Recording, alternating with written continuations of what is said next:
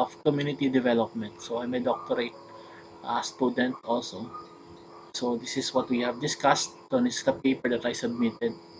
So these are the questions on the processes of community development. The first one is, who are the parties involved in a community development process? So according to stakeholders, neighborhood economics, the key to thriving communities are its community stakeholders. A sustainable community development model is changing from being a shareholder, driven by financial capital, into a stakeholder engagement in the full spectrum of wealth in the community, for the reason and objective to gain mutual benefits for all concerned.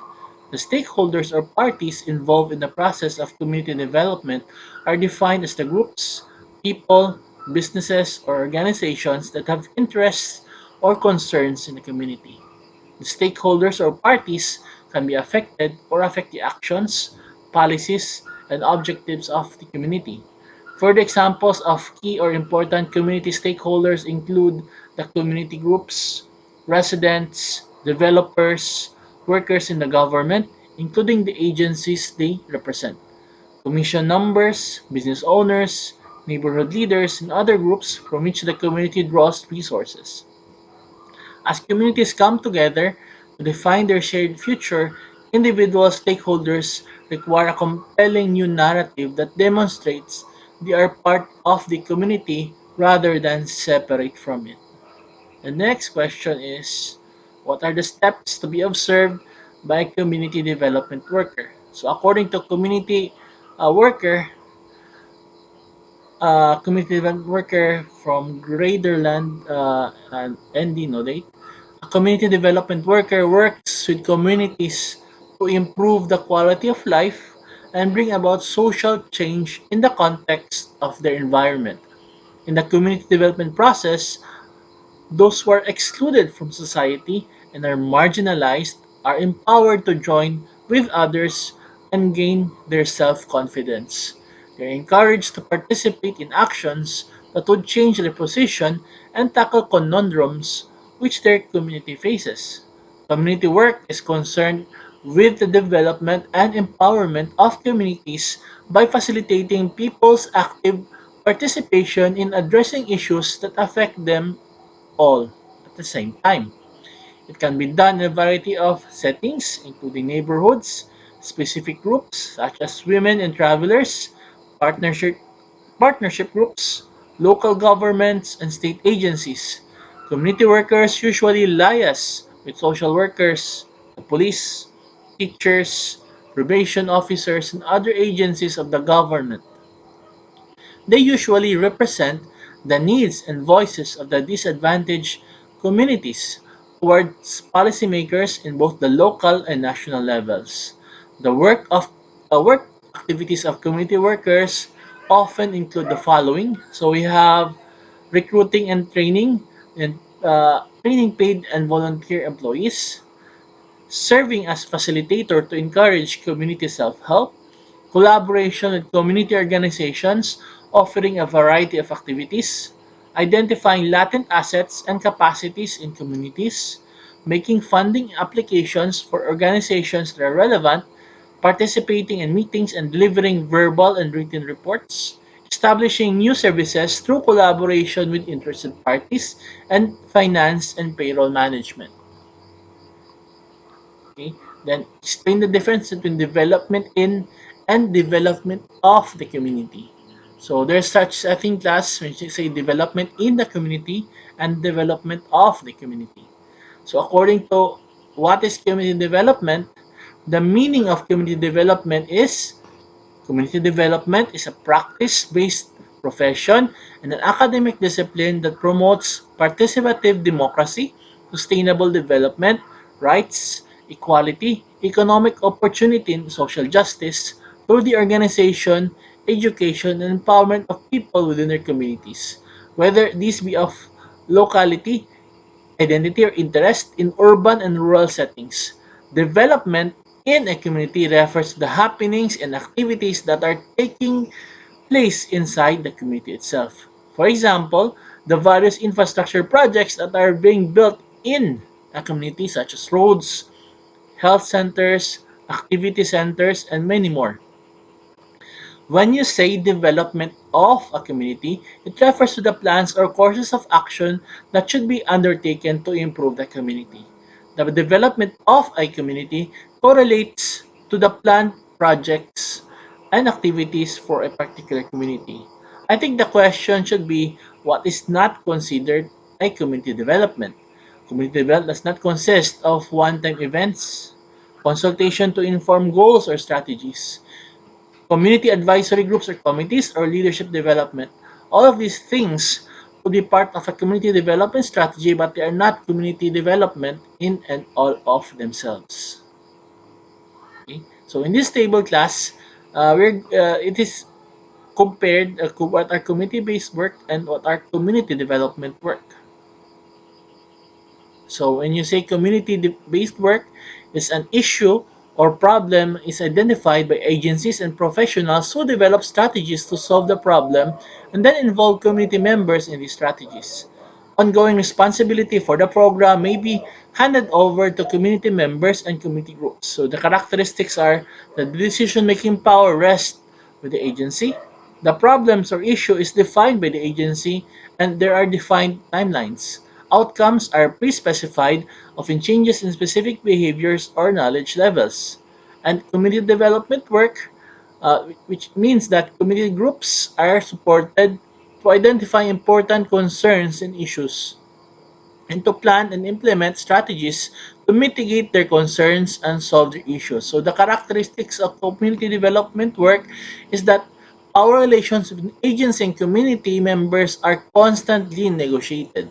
Then the problems or issue is first named by the community, then defined in a way that advances the shared interest of the community and the agency, and work is longer term in duration.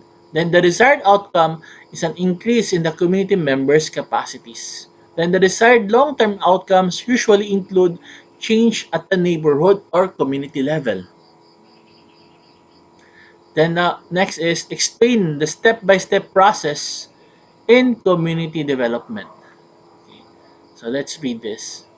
So according to Green and Hines 2017, the community development model depicts a sequential process that begins with community organizing and progresses to visioning, planning, implementation, and evaluation. In community organizing, new policies and groups are formed to tackle problems of the community. The different groups that are affected by the problems are organized. Once they are organized, the groups will then form their vision statement of the future. At this stage, new groups could be formed based on the ideas produced. In the planning stages, an action plan is devised in order to address the different issues that are identified. During the implementation and evaluation, projects are finally implemented and the different benchmarks are established to identify its success. Furthermore, according to Community Structure and Process 1968 from the Department of Agricultural Economics, Sociology, and Education, the community development process should have the following steps involved. So the first is rather than developing things in or through the community, the long-term theme of community development should be to develop a community as a human relationship structure. The recruitment of participants for a given effort may require a focus on goals and immediate rewards. Community development should reflect and express the values and desires of the local population within the context of the community. Community development requires a commitment from special interest groups to coordinate their efforts with those of other groups. This comes at a cost. So consider research for example, and the costs are obvious. Community development necessitates a continuous focus on problems and needs in all aspects of local life. The old adage about doing one thing at a time and doing it well will not suffice here. An organizational structure is needed for long-term community development. Development organizations come in a variety of shapes and sizes. A community development organization, in whatever form it takes, must be comprehensive, systematic, and sensitive to people's values in order to be effective. Then, community necessitates communication. Community is based on interaction, which is based on communication. Community development necessitates a commitment beyond self-interest, at least on the part of the small number of people in any community who can truly make it work. And number five, what kind of evaluation is done during the community development project implementation? Explain the purpose of this kind of evaluation and how this is to be done. So according to Neighbor Works America in 2006, a community development evaluation story map which consists of 4 maps is conducted during the implementation of a community development project. An overview illustrating the relationship of the 3 types of evaluation: capacity assessment, performance measurement, and outcome evaluation. These component maps are linked to decision matrices and a narrative legend containing information about specific frameworks and tools relative to the type of evaluation that will be employed for the community development project. These component maps are linked to decision matrices and narrative legend containing information about specific frameworks and tools related to the type of evaluation.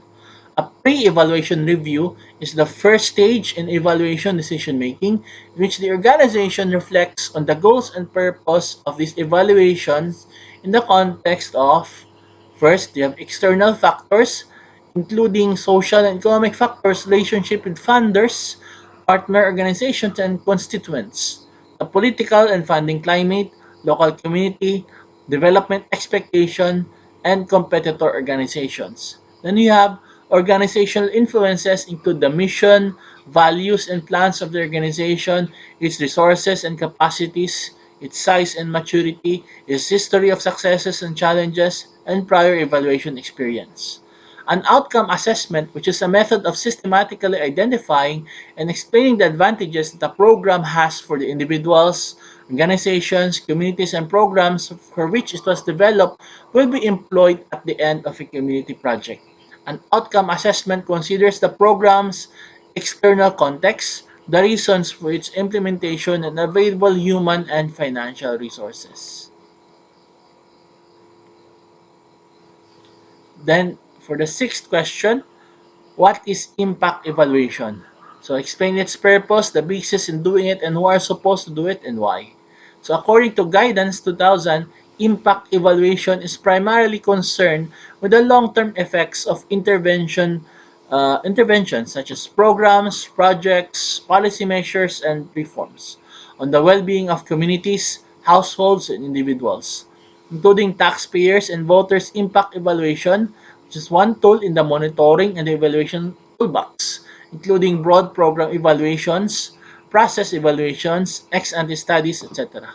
Furthermore, according to Meringulo in 2019, the goal of community impact evaluation is to highlight the differences in storytelling among various social groups with varying levels of inclusion and power. The work of the historian in constructing a shared narrative of events and processes in order to make the resources speak is called by evaluation. It entails a thorough search for various points of view from these sources. Impact evaluation is a communication process that aims to explain and consolidate memories and narratives of various events and experiences. The uniqueness of community impact evaluation is that it proposes qualitative measures to fully highlight and capture the experiences and perspectives of all the involved actors. So the quantitative information collected provides important elements to be discussed on an evaluation process, whereas the qualitative analysis of each of the interviewee's sentences may represent and comprise a universe of meaning and signifiers. Evaluation can sometimes involve an unbalanced power dynamic between those who evaluate and those who are evaluated. Evaluation may imply a skill polarization with those who control the process knowledge and the algorithms, including the final results, and those who hold relationships, social maps, and memories. Because the community is not simply the sum of groups, stratifications, and organizations, larger community processes may necessitate more complex analysis. In this case, the more the evaluation process takes into account the complex articulation of the investigated community, the more creative and inclusive it will be. So according to Morris in 2017, in the case of transportation, community impact assessment is conducted by the National Environmental Policy Act, which is NEPA in the United States, for major transportation projects from a policy perspective. In the case of the Philippines, it would depend on what particular project is involved in the community. Some projects could be evaluated by the NIA or the National Irrigation Authority if it's about impact of irrigation projects to agriculture, by the DPWH if it's about impact of road networks built for a community. In general, it would all depend on the particular government policy-making body that oversees the project. So this will be the end of my lecture class. I'll be posting our activity in our Padlet link. See you next meeting. Then if you have any further questions or clarifications, you can always send PM to me or through mail. Okay, so these are my references and see you next meeting.